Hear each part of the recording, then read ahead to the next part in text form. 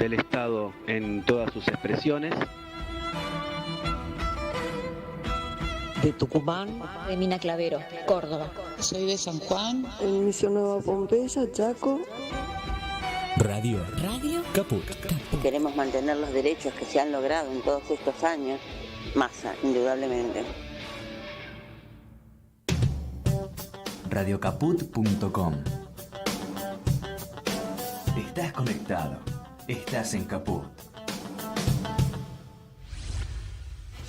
Lo incomprendido, lo naturalizado, la psicología y la literatura puestas en diálogo. Vivir de mentes. Pequeñas lecturas de la realidad.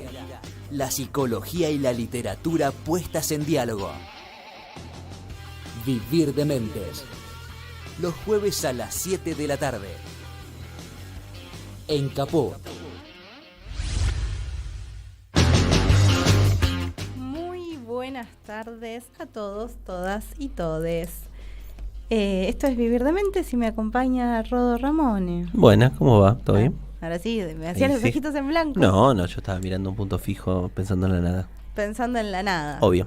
Absolutamente. Exactamente. Del otro lado está en la operación técnica el chino Román, que recién nos hacíamos juego de miradas porque tenemos un pañuelo de Nunca Más. Último día de campaña, necesario tener el pañuelo de Nunca Más porque otro de los afiches que están pegados ahí en la parte de los operadores dice: veo el futuro repetir el pasado. ¿De quién era el tema? ¿Tú repetir el museo? Ah, la Versuit. Tema de la Versuit. Sí. Digo, en estos contextos. Hola Juan Martín, perdón. Ahí está. No te preocupes, ella es así. A veces saluda, a veces no. A mí también me hace lo mismo y estoy al lado. Sí.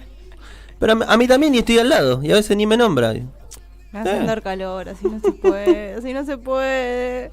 Esto es Vivir de Mentes. Exacto. Y tenemos redes. Sí, tenemos redes. En Instagram estamos como vivir.dementes.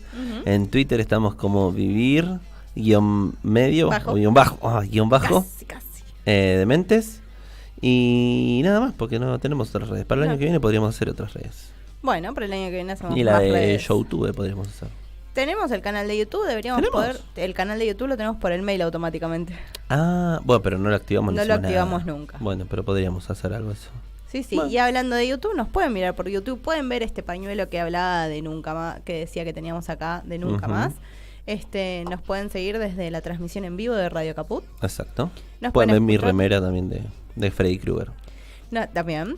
Nos pueden escuchar en radiocaput.com, en la transmisión en vivo, en Spotify y en Radio Cut. Buscan Radio Caput y aparecen también los recortes.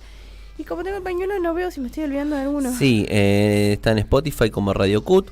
Y después el teléfono de contactos es 11 65 16 44 46. Las redes sociales Twitter, Instagram y Facebook están como Radio Caput. Y para tenerles noticias todos los días a la mañanita, tipo 8 y 7 y medio más o menos, el noticiero de Info Siberia, el noticiero por WhatsApp, puedes enviar un mensaje al 11 3205 88 13 y recibirlo gratis todas las mañanas. All the... Ay, ¿cómo era mañana? ¿Cómo se decía mañana? No. Morning, ¿no? Morning era mañanas. ¿Mañana? Morning. Y recibilo free all the morning. Bueno, sí. ¿Vos querés que All yo the me ponga a morning. llorar? O sea, seguí pronunciando palabras en inglés y yo me ponga a llorar acá. ¿Por qué? ¿Por qué? ¿Te molesta Mi que la trauma. gente... pero te molesta que la gente hable en inglés? No, yo estoy hablando de mí. Pero yo estoy pronunciando en inglés. Pero no te dije, decilo vos. No, ¿por me qué? hace mal. ¿Por qué? Porque Estamos ante una cultura muy yanquilizada. No, bueno, pero no, tampoco yanqui. Pero en cuanto al idioma, digo, muy inglés. Bueno, eso. Sí, el tema de una cultura tan eso que no podemos pronunciar es que se empieza a borrar lo propio, y al borrarse lo propio nos pone en las situaciones en las que estamos hoy. Por ejemplo, donde más que esta idea de que se repite el pasado, tiene que ver con que vamos borrando poco a poco nuestra historia y no se replica, no se cuida, no se protege. Yo no digo que sea todo el tiempo que sea de una manera aburrida, que sea de una manera cansadora para los otros, pero que sí sea necesario encontrar y recordar nuestra historia y no perder nuestra historia. Que haya memes con Falcon verdes, que haya memes que dicen en el baúl entran 7 cómodos, me parece terrible con lo que significa ese Falcon verde. Bueno, pero ahí entramos en la subjetividad y en que va a haber gente que va a tolerar eso y que tiene ese pensamiento. O sea, los memes del otro lado también, o sea, funcionan para ellos de la misma manera.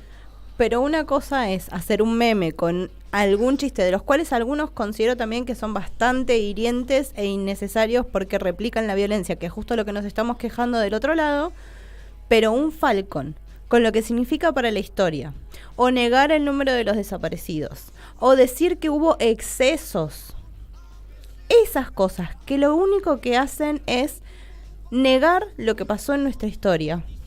Esas cosas son las que se están pero perdiendo. El meme no sé si lo está negando. Para mí es al contrario, no te lo está negando, te lo pone de frente. Bueno, pero después puedes estar o no de acuerdo, eso está claro. Es verdad, el meme no lo niega, pero me parece que llegar a esos niveles de meme, bueno. porque nos reímos tanto. El otro día lo escuchaba y era verdad, nos reímos tanto de Milei, nos reímos tanto de algunas acciones que hacía el otro lado, la Libertad Avanza, y no nos dimos cuenta a dónde llegó por reírnos, por ir aceptando y naturalizando un montón de violencias. Sí.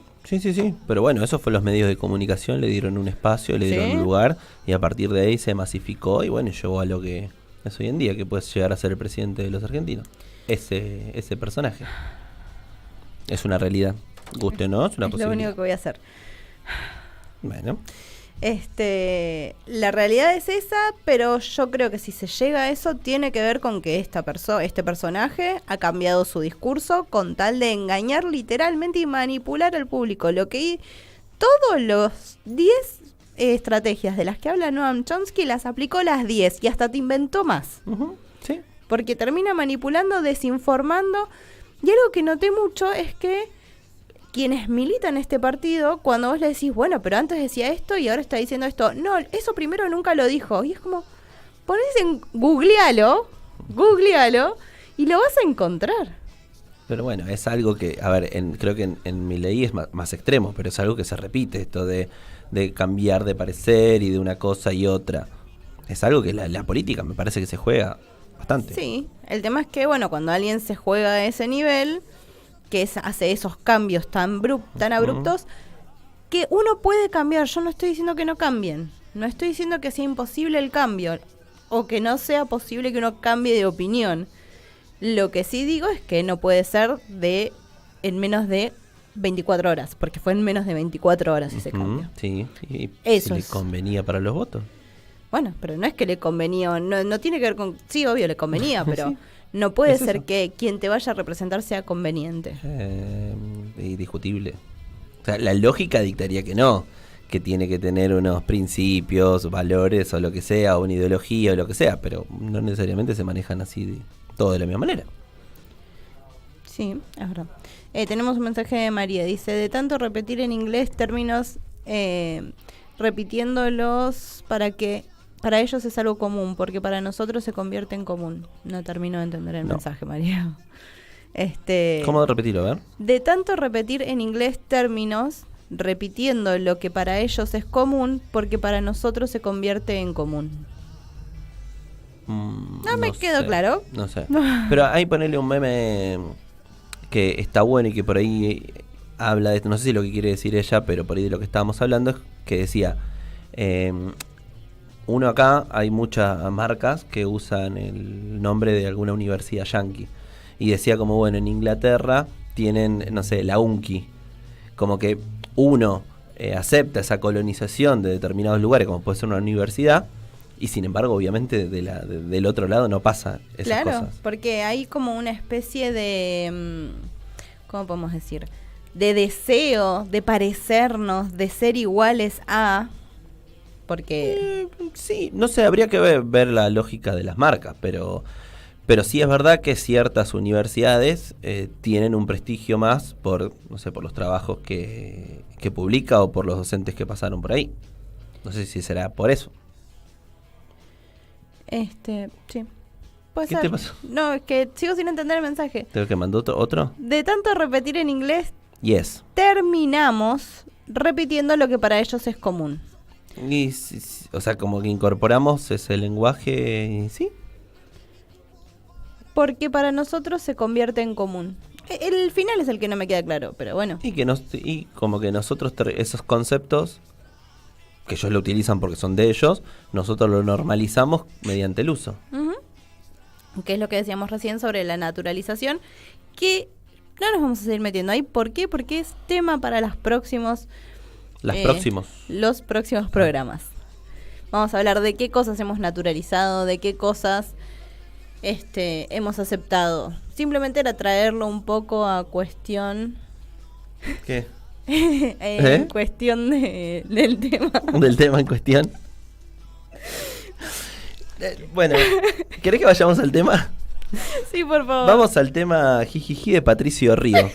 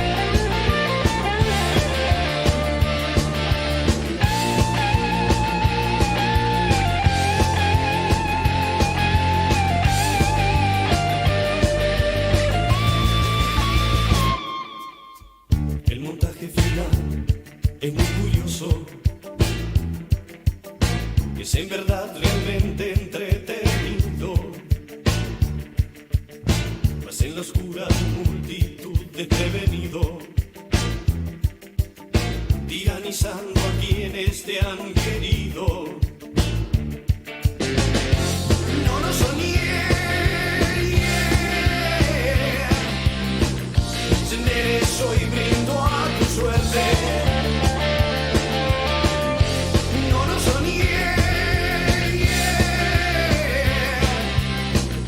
Y se ofreció mejor que nunca. No lo soñé, yeah. Y vas corriendo a la deriva. No lo soñé, yeah. Los ojos ciegos bien abiertos. No mires por favor y no prendas la luz. La imagen te desfiguró. Muy bien. La imagen te desfiguró. Así terminaba Jijiji de Patricio Río. Nos reíamos antes justamente porque cuando yo puse los nombres a mano, el tuyo te lo hice bien, Chino. El tuyo dice Rey, Patricio Rey, pero en el nuestro, el que tenemos como guía, dice Patricio Río.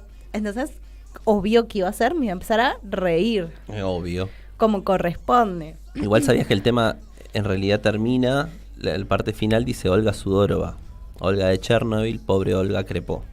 No lo dice en el disco, está la melodía, pero en vivo en el 86 cuando hacen la presentación, el indio lo dice. Olga Sudorova, Olga de Chernobyl, pobre Olga crepó.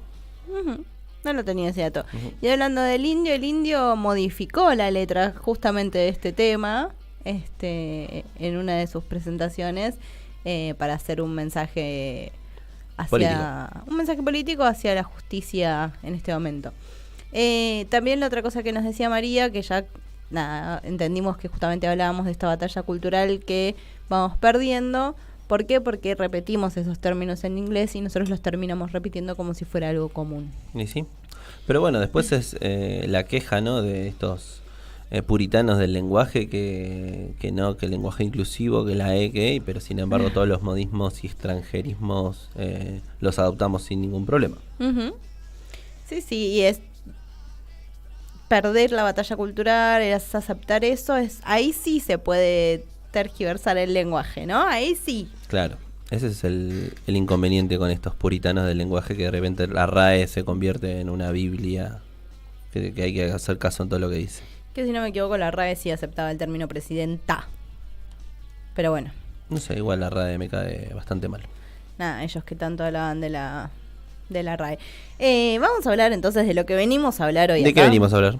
Hoy acá no venimos a hablar de la vida misma, sino que vamos a hablar sobre la cuestión de los consumos problemáticos. Uh-huh. Antes simplemente denominado adicciones, y luego con el paso del tiempo la forma de denominar una adicción es empezar a pensarla como un consumo problemático.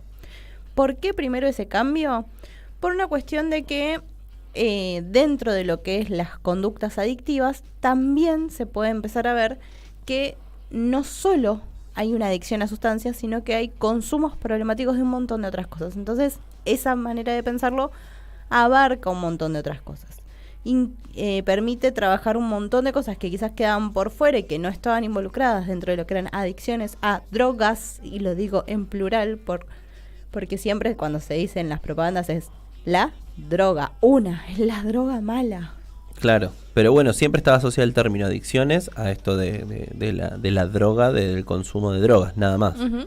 Asociar el consumo de la droga, y vuelvo a ponerlo en este sentido porque se planteaba como una única sustancia.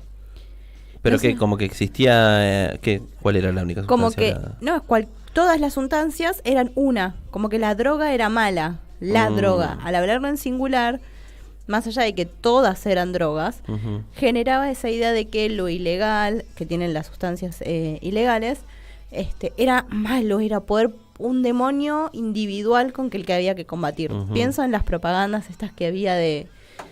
ahora no me acuerdo el nombre de este chico. Mientras venía por acá me acordaba toda la propaganda. ¿De quién? Pero decime la propaganda a ver si me acuerdo. Fleco y Male, exacto. Sí. El doctor, tenía un apellido... Miró. Ahí está, pero Es tenía verdad. todos los datos el chino. Y pero es muy icónico de los 90. Sí, yo no me acordaba de Fleco y Male, sí, pero del Dr. Miroli. Pero bueno, el doctor Miroli, Fleco y Male justamente hablaban de la droga, única droga. Ujú. Y esa cuestión de denominarlo de manera singular dejaba por fuera un montón de otras cuestiones. Al pensar en consumos problemáticos, se empiezan a incorporar. No solo eso, sino que cuando se hablaba de la lucha contra la droga, y cada vez que lo nombre lo voy a marcar así como intencionalmente, el singular, pensamos solo en sustancias ilegales. Sin embargo, los consumos problemáticos y las drogas incluyen el tabaco, incluyen el alcohol, incluyen conductas que tienen que ver con los consumos problemáticos, porque hay toda una cuestión de conductas que se empiezan a instalar cuando hay un consumo problemático. Aparte que, de un tiempo a esta parte, por ejemplo de los 90, esta propaganda que hablábamos, a hoy aparecieron cosas que en su momento no estaban. Además, pero cuando en la propaganda esa hablaba de la droga, que en ese momento estaba la cocaína, la marihuana, obviamente hoy tenemos un montón de otras sustancias que son el éxtasis, el crack, el paco. Pero incluso sin hablar de sustancia, en la tecnología, hay un consumo problemático en cuanto a la tecnología y no necesariamente es algo ilegal y ni siquiera que está mal visto. Uh-huh. Bueno, al pensarlo desde de esta mirada más integradora y al pensarlo que son como conductas también, permite pensar en que son varias otras cosas que pueden generar una conducta adictiva. Uh-huh. Entonces, porque incluso, perdón, pero hoy se puede pensar la adicción no solo a sustancias o esto, sino al trabajo. Hay como una especie de revisionismo en ciertas cosas, de esto de la persona adicta al trabajo también. Uh-huh. La persona adicta al trabajo, la persona adicta a la comida, también sucede, y no voy a los trastornos de alimentación que tienen un carácter aparte, pero adicción a la comida, y tanto el tabaco, el alcohol, la adicción a la comida son sustancias, bueno, las primeras dos son sustancias, ¿no? Pero la adicción a la comida no es una sustancia, pero son conductas adictivas que son del cotidiano, que son mucho más difíciles, porque vos en todos lados tenés alcohol y tabaco. Es de fácil acceso, de libre acceso. Pero aparte, una vuelta escuchaba a alguien que hablaba con el tema de la comida y decía que el alcohol y el cigarrillo, obviamente que es también una adicción, este comportamiento, pero uno puede vivir sin tomar alcohol y sin fumar un cigarrillo, pero sin comer no se puede vivir. No, claro. Entonces, es como que era mucho más difícil la batalla desde ese lado, como vos tenés que comer, o sea, no hay opción. En cambio, del otro lado es distinto. Sí y no. ¿Por qué? Sí es distinto, por esto que decís de que no puede no hacerlo, pero quien desarrolló una adicción a una de esas dos sustancias, al tabaco o al alcohol, le es muy difícil porque es de libre acceso. Porque vos vas a juntarte a tomar algo con alguien y nos tomamos una birra. Vos vas en las propagandas, los equipos de fútbol, hasta, no sé si todavía siguen teniendo, pero hasta hace muy poco. Creo que sí. Tenían sponsor, entonces todo el tiempo hay estímulos visuales. El tabaco en las películas, en las series. Hoy en día cada vez se ve menos, pero antes era muy común. Recién cuando se prohibió el fumar en lugares cerrados, podemos decir que hubo una ayuda a quienes estaban dejando de fumar para poder liberar ese espacio. Pero al ser de libre acceso y al estar al alcance de la mano, y además son consumos sociales. Son cosas que consumís en sociedad, entonces si vos estás en la sociedad, vos podés no hacerlo, pero estando con otro es muy difícil, porque el otro, que no tiene un consumo problemático, que no tiene una conducta adictiva hacia esa sustancia, le es mucho más difícil. Claro, pero lo que planteaba esto era que la comida es algo inherente a la vida directamente. En cambio, bueno, el otro, más allá de los estímulos, de esto que está avasallado por todos lados, lo encontrás en todos lados, la comida es algo de lo que no puedes prescindir directamente. Es como, me parece que internamente es algo más difícil de luchar, porque vos tenés que comer. Sí. Bueno, justamente lo que se hace en muchos casos, igual no nos centramos por ahí en la comida, que no es lo más común, pero existe, lo que se hace es encontrar la relación que tiene esa persona con esa sustancia, con esa conducta adictiva, para poder ayudarlo a superarla. Porque todo esto tiene, a su vez, ya dijimos que primero eran adicciones, pasaron a llamarse consumos problemáticos y después está la cuestión de ¿qué determina que un consumo sea problemático? Que un consumo sea problemático lo determina si hay uso, abuso o dependencia de esa sustancia. ¿Qué sería, por ejemplo, un abuso de esa sustancia? Un abuso de una sustancia, lo cual es un consumo problemático, sería: yo durante toda la semana no consumo alcohol, pero el fin de semana, de viernes a domingo, estoy todo el día consumiendo alcohol. Eso es un abuso. Yo no consumo sustancias, pero el fin de semana ingiero alguna sustancia ilegal. Claro. No es decir ninguna puntual. Todo el fin de semana, todo el tiempo. Claro. Entonces, abuso. Por ahí yo me cuido y soy una persona recontra cuidada. Pero cuando la tengo o cuando puedo consumirla, no tengo freno. Claro. Ahí es un abuso. Un uso puede ser un uso recreativo, puede ser un uso medicinal, es distinto, un uso social. Ahí no hay un consumo problemático. Y obviamente, bueno, la dependencia es más clara, ¿no? Es cuando ya necesito de esa sustancia para hacer mi vida cotidiana. Para ir a trabajar, para estar en mi casa, para salir a la calle. Y a su vez, esa dependencia me afecta en todos mis quehaceres y en todas las esferas de mi vida. Claro. Dejo de verme con gente que no consume, dejo de salir porque no puedo consumir, gasto plata que no tengo para consumir, etcétera, etcétera, etcétera. Todo eso simplemente estamos haciendo como una introducción. Una pequeña introducción. Eso fue el inicio. La idea es que ahora, después del siguiente tema musical, que es un tema tuyo. Sí, de mi banda de Sueños Ácidos. ¿Viste? Es uno de tus temas. Sí, sí. Me acordaba cómo viene el orden. Aunque lo haya escrito mal, me acordaba. Después vamos a hablar porque hay varias formas de abordar los consumos problemáticos. Está la reducción de riesgos y daños y un paradigma que es abstencionista. Todo eso después del siguiente tema. Después de 1000 botellas de Sueños Ácidos.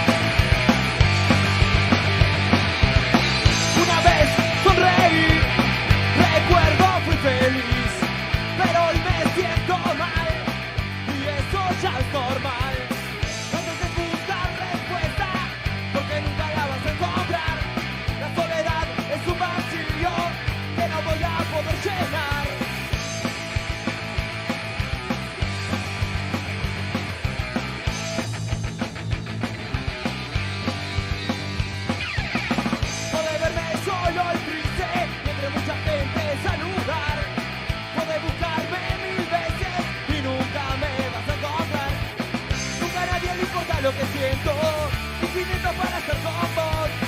Porque a nadie le interesó, y a nadie importa esta canción. Y 1000 botellas y una más podrán sacarme de esta soledad.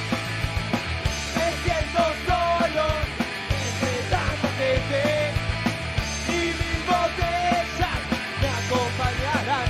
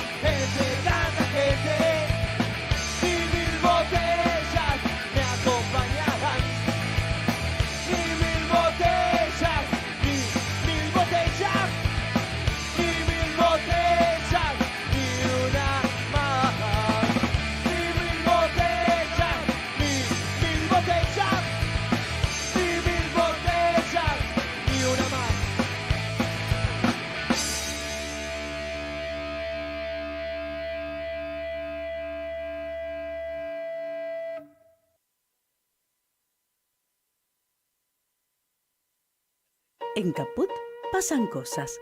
Radio Caput. Estamos conversando con Eugenio Raúl Zaffaroni. Si finalmente las urnas pidieran que estas personas se fueran en el 2019, si llegamos al 2019. No lo sé, depende de la rapidez con que entre en crisis el programa económico. Depende de eso. No va a depender de nada político. Lo que yo diga, lo que diga cualquier partido político, etcétera, que quiere que llegue, que no llegue. Yo quisiera que se fueran lo antes posible, porque así hacen menos daño. Pero bueno, eso es un deseo personal, pero eso no tiene nada que ver, ni lo que pasa en el campo político va a tener absolutamente nada que ver. Lo decisivo va a ser la crisis del programa económico inviable.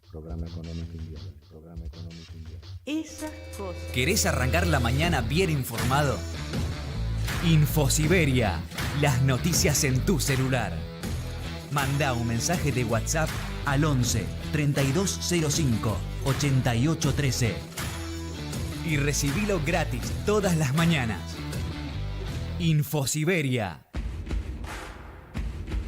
En Caput. Le hablo desde Casilda, provincia de Santa Fe. Soy de la provincia de Córdoba, de Santiago del Estero, De Comodoro Rivadavia, Chubut, Argentina. Pasan cosas. Mi saludo a todos los que están convencidos de que tenemos que votar por Massa Rossi. y el 19 voy a votar a Sergio Massa. Que se pueda pensar que podemos hacer algo y no destruir, sino construir. Es por eso que voy a votar a Massa. Voy a votar a Massa. Y voy a votar, obviamente, a Massa. Yo voto a Massa. Por los derechos adquiridos. Yo no quiero perder ningún derecho. Nos costó mucho y amo la democracia. Radio Caput.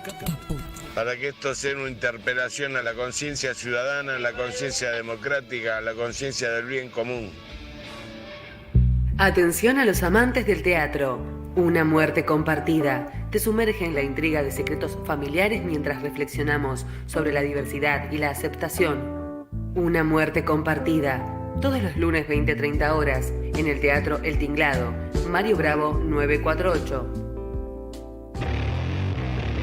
Mandanos un WhatsApp. Mandanos Sarasa y Noticias. 11 65 16 44 46.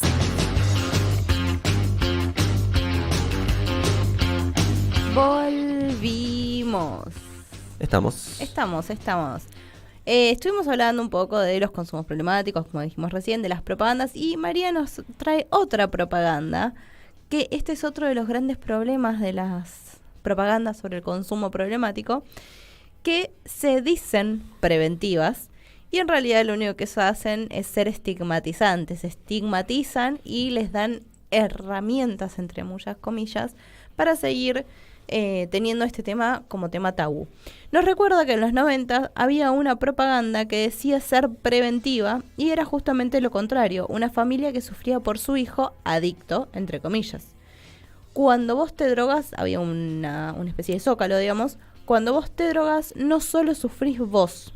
De esta manera a su vez le daba la excusa o le servía a ese joven una forma de castigar a sus padres. La gravedad de la prevención es esta mirada desde la enfermedad y no desde la salud. Uh-huh. ¿A qué voy con esto? ¿Qué quiero decir? Porque dicho así parece muy lindo, pero si no lo desmenuzamos no se entiende. Exacto. Estas propagandas que dicen ser preventivas o que intentan ser preventivas se paran desde la enfermedad, desde el consumo. ¿Qué es pararse desde el consumo? Ponerlo como centro, en vez de pensar en que el sujeto puede ir hacia la salud o curar el vínculo con sus familiares o encontrar una forma de salir de ese consumo, lo dejan en cuando vos consumís, sufrís solo, no solo sufrís vos, sufre tu familia. Claro, que sería algo como machacate. Claro, tipo, no te estás jodiendo solo, estás cagando también a tu familia. Exacto, y eso lo único que hace es, por un lado, quien lo hace de una forma rebelde o inicia el consumo por una forma de rebeldía, termina consumiendo para poder castigar al otro. Y quien lo hace y que realmente tiene una enfermedad, porque el consumo problemático es considerado ya una enfermedad, un padecimiento de salud mental.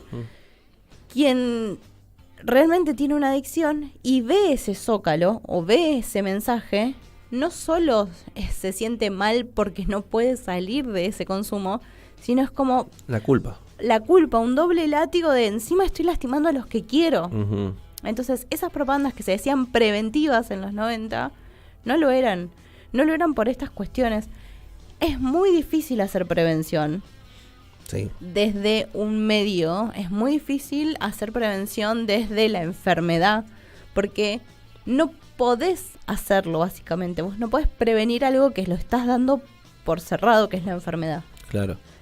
Y lo pensaba en un capítulo de La Virgen de Guadalupe, creo que es, que bueno, es algo que lleva al extremo ciertas cosas, pero también era un adolescente que tenía, por lo que mostraba, un consumo problemático con la marihuana. Y en un momento como que el médico parecía o algo así, le muestra un porro y la persona, esta chica era como que no, pero después se desesperaba como no, quiero drogarme, y era como, no demuestra la realidad de lo que es el consumo. Ahí lo estaban llevando a un extremo casi satírico, casi gracioso en algún punto, porque lo mostraba de una manera que para mí no se reflejaba con lo que era la realidad.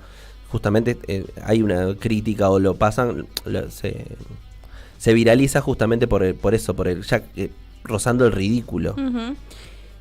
Sí, es una exageración claramente, pero no tanto. Porque es una exageración primero por el tipo de sustancia que se está usando, en primer lugar, y en segundo lugar porque lo único que hace y lo único que demuestra es generar estigma en la persona que consume.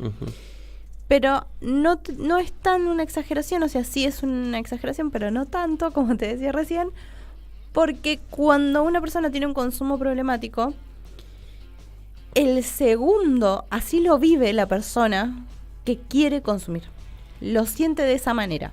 Claro, pero ¿lo exterioriza de esa manera? No siempre, pero es así, no es como necesito. Bueno, no. Claro, ahí pasaba eso. Claro, por eso te digo, es verdad que es una sátira de la situación, pero si lo pensamos como lo que le puede estar pasando a la persona que tiene consumo, no. Entonces ahí es donde es un error este tipo de... Claro, porque si uno lo piensa, a ver, puede ser que el sentimiento, lo que le pasa a la persona sea así, pero debería tratarse de otra manera en todo caso. Claro. Y el poder tratarse de otra manera sería justamente pararse en la salud en vez de la enfermedad. No sé cómo podríamos ese mismo sketch repensarlo. Quizás que eso se muestre como que es lo que le pasa adentro y que cuando lo pone en palabras, logra al ponerlo en palabras, se puede pensar y el otro puede reaccionar a eso que le pasa, por ejemplo, pensando en esta misma escena. En fin.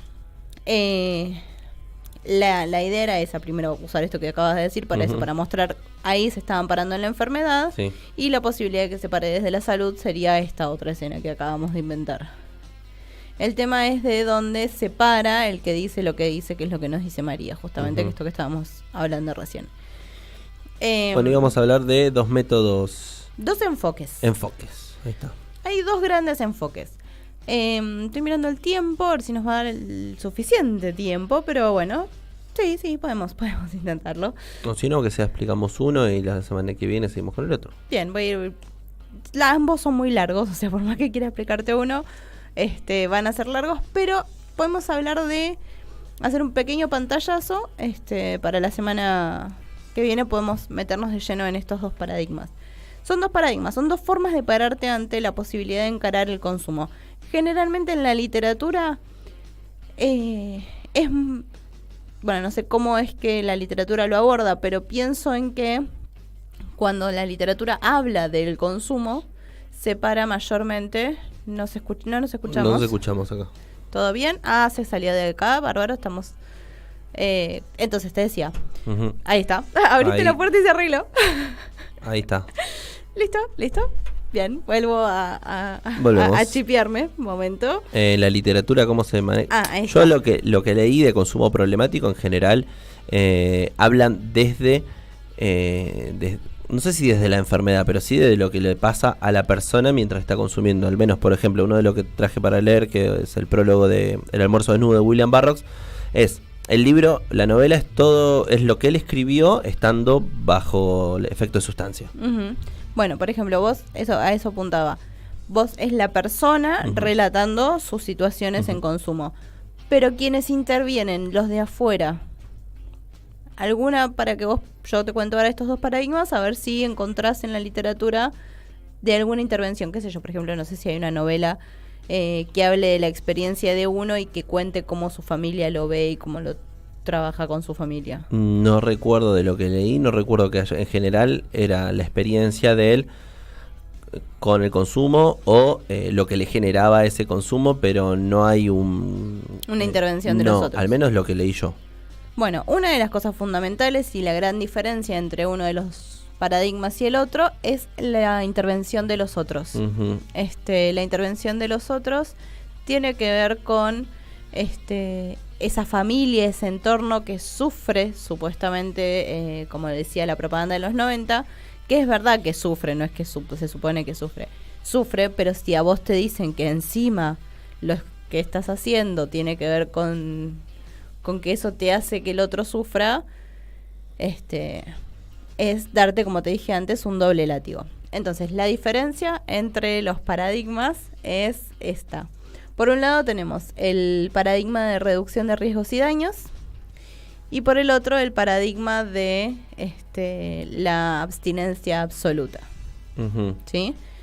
En la abstinencia absoluta mayormente es la de los de AA, la de Narcóticos Anónimos, la que se suele usar en las comunidades terapéuticas, el método Minnesota, tiene que ver también con la abstinencia absoluta.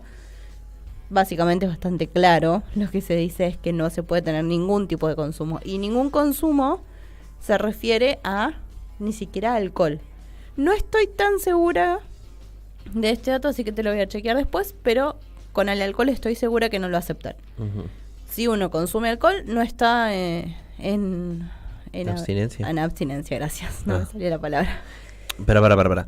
¿Estamos hablando de otra sustancia y que el alcohol se mete ahí, o estamos hablando del alcoholismo? No, otra sustancia y el alcohol. Es adicto a la cocaína, por ejemplo. Por ejemplo, sos adicto a la cocaína, pero te tomas una cervecita y no estás en abstinencia absoluta. O sea... sobriedad total. Engloba a todas las sustancias. Pero estamos hablando de sustancias tipo drogas legales e ilegales. No estamos hablando de, por ejemplo, lo que hablamos del juego, la tecnología. No, solamente de... claro, sustancias. Es que ese es uno de los puntos. El paradigma abstencionista. Gracias. Absolutista me sale. Abstencionista lo plantea desde acción de consumo y sustancia. No desde conductas. ¿Por qué? Porque el abstencionismo es mucho más viejo que estas miradas nuevas.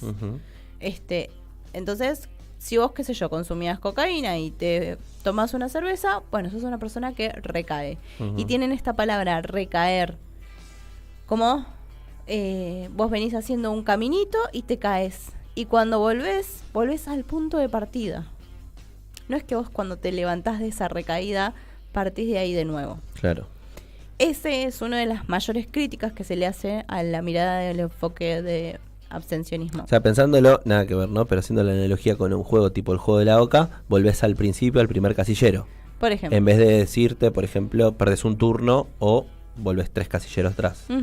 ¿No? ¿Algo exacto. así? Vos venís cumpliendo, no sé, 10 años sin consumo y recaes, volvés al día 0. Esa es la crítica, y la ventaja que tiene esta mirada, que podemos decir, es que la mirada de... Es igual, es como una mirada idealista, porque me parece que en el plano ideal está bien que uno no consuma ninguna sustancia y que, digamos, el mensaje o lo que quiere decir no está mal. Me parece que peca de ingenuo en que el ser humano no se comporta de esa manera. Sí, pero en realidad quienes atravesaron algún programa de consumos problemáticos, de AA o de Narcóticos Anónimos, o que tuvieron una internación más breve o más prolongada en alguna comunidad terapéutica, realmente adaptan este modelo y no consumen nada. Nada. Por eso es lo que me hace a mí dudar si el cigarrillo lo incluyen o no en esto. Porque no tengo la certeza del 100% si el cigarrillo lo incluyen en esa sustancia que implicaría una recaída. Pero el alcohol sí. De hecho, bueno, AA es Alcohólicos Anónimos. Entonces, el abstencionismo tiene esta mirada, tiene esa crítica que es un poco más utópica, como decimos, pero a su vez tiene algo que, desde mi punto de vista, que yo soy más del otro paradigma, que voy a, aunque sea nombrarlo, que es de reducción de riesgos y daños, es útil porque sirve para renovar el compromiso de cada uno, que es solo por hoy. Tiene una mirada que es solo por hoy voy a pasar 24 horas sin consumir.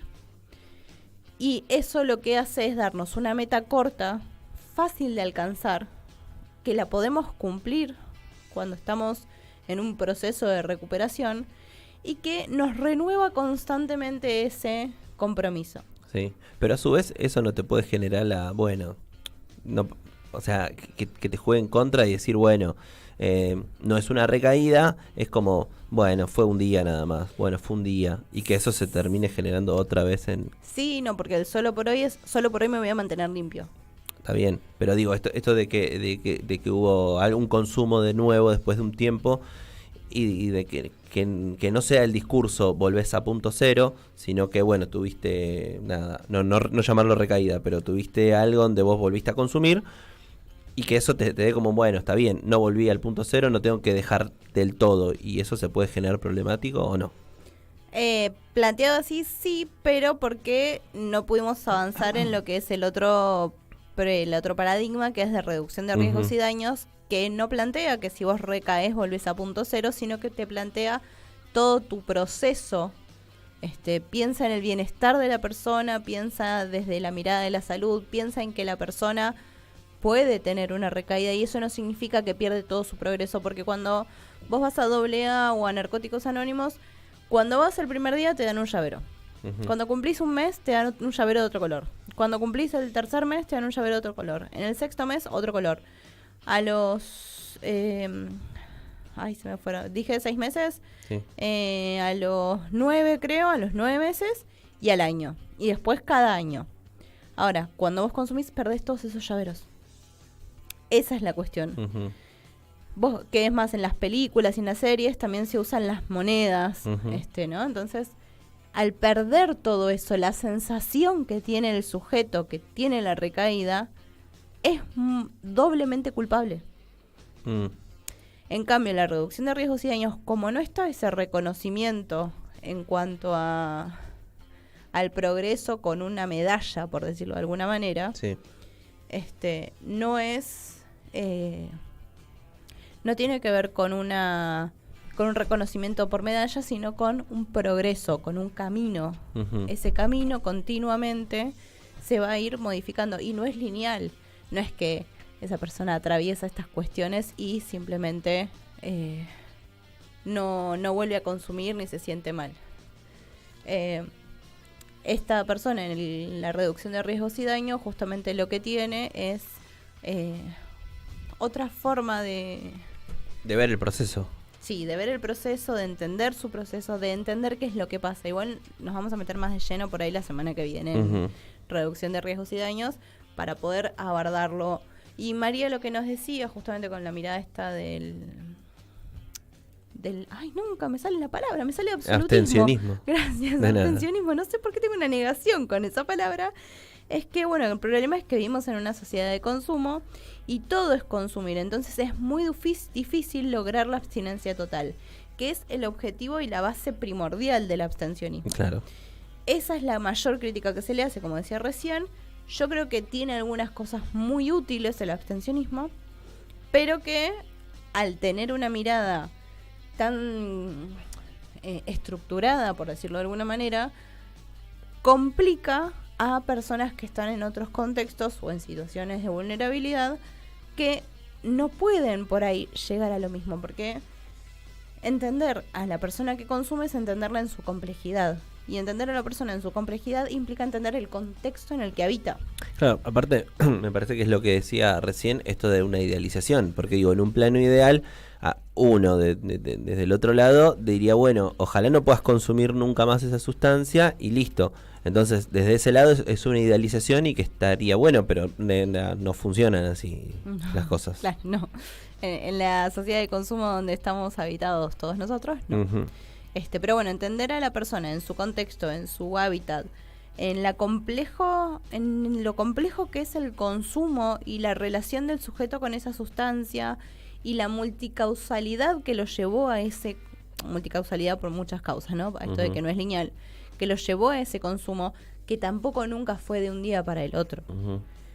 Entender todo eso es entender al sujeto desde la dimensión de la salud y desde la salud entenderlo incluso en un proceso de salud de enfermedad, como dice en algún momento Alicia Stolkiner, que lo hablamos cuando hablamos de salud de enfermedad en los primeros programas. Es entender que es un proceso, y si entendemos que es un proceso, entendemos que no es lineal.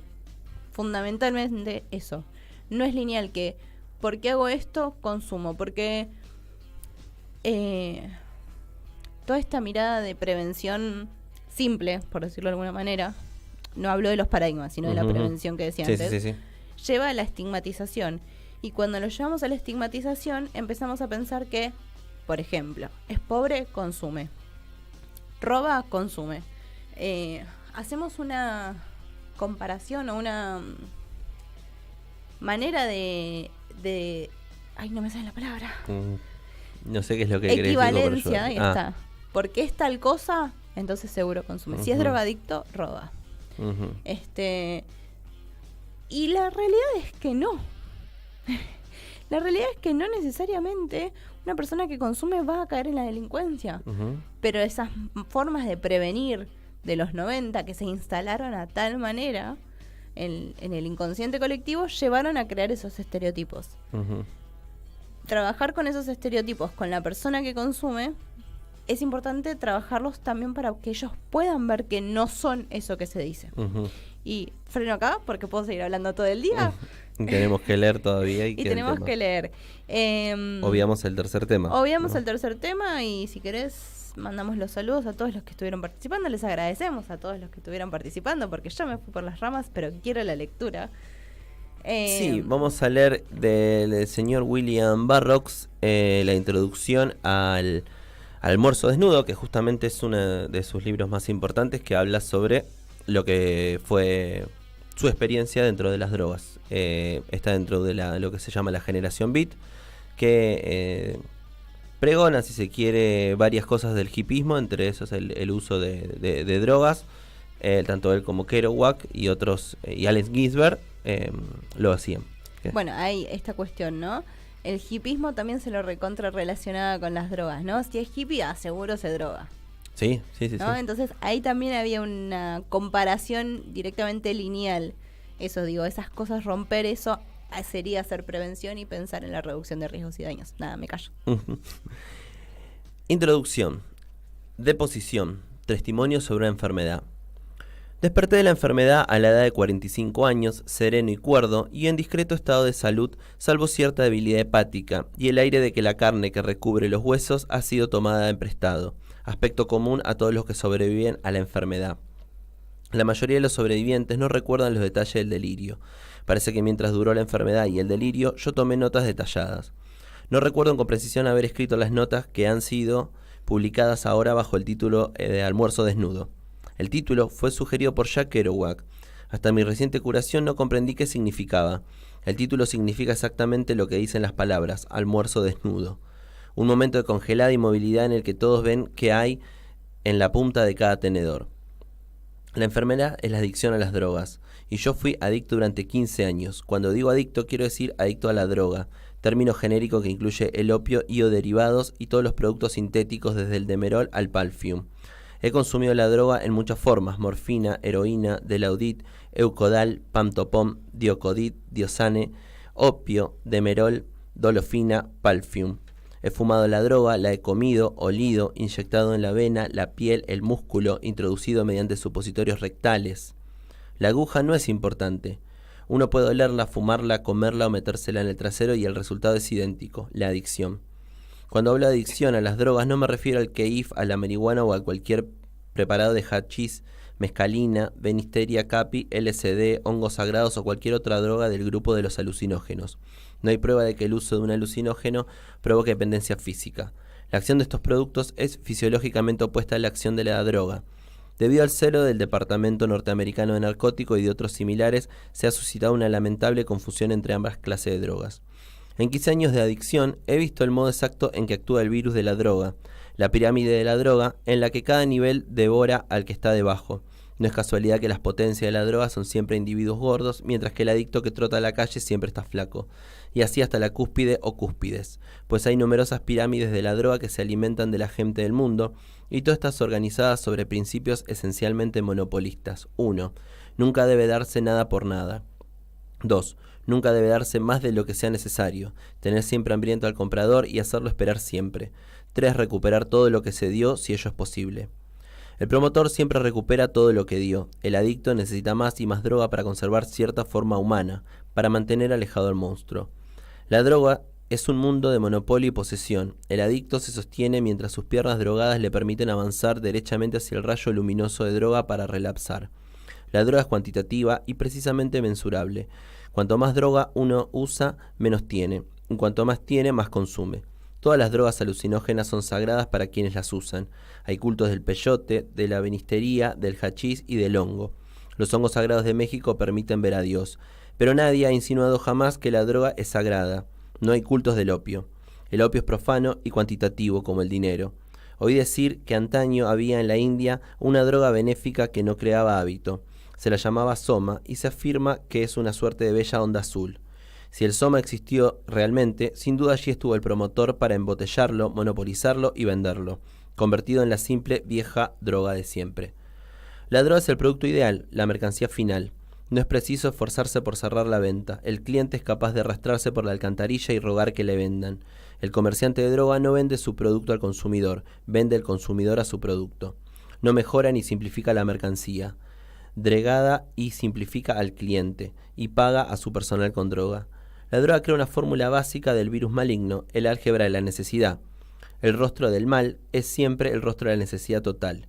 El maníaco de la droga es el hombre que tiene absoluta necesidad. Una vez sobrepasada cierta frecuencia, la necesidad no conoce absolutamente límite ni control. Para decirlo con las palabras de la necesidad total, ¿estás dispuesto? Si usted está dispuesto a mentir, trampear, denunciar a los amigos, robar, hacer cualquier cosa para satisfacer la necesidad total, porque se encuentra en estado de enfermedad total, de posesión total y no puede proceder de ningún otro modo. Los maníacos de la droga son personas enfermas que no pueden actuar de otro modo. El perro rabioso no tiene otra alternativa que morder. Adoptar una actitud virtuosa carece de sentido, salvo que el propósito sea mantener la vigencia del virus de la droga. Y la droga es una gran industria. Recuerdo la conversación que sostuve con un norteamericano que trabajaba en la comisión de la aftosa en México. $600 mensuales más una cuenta de gastos. ¿Cuánto durará la epidemia?, pregunté. Todo lo que podamos hacerla durar. Sí, quizás aparezcan otros brotes en América del Sur, me dijo con aire soñador. Si uno desea modificar o anular una pirámide de números en relación serial, se modifica o elimina el número base. Si deseamos aniquilar la pirámide de la droga, debemos comenzar por la base, el adicto que trota a la calle, y dejarnos de quijotescos desafíos a los llamados grandes bonetes, todos los cuales son inmediatamente reemplazables. El adicto de la calle, que debe disponer de droga para vivir, es el único factor irreemplazable de la ecuación. Cuando no haya más adictos que compren droga, desaparecerá el tráfico. Mientras exista la necesidad de droga, alguien se ocupará de satisfacerla.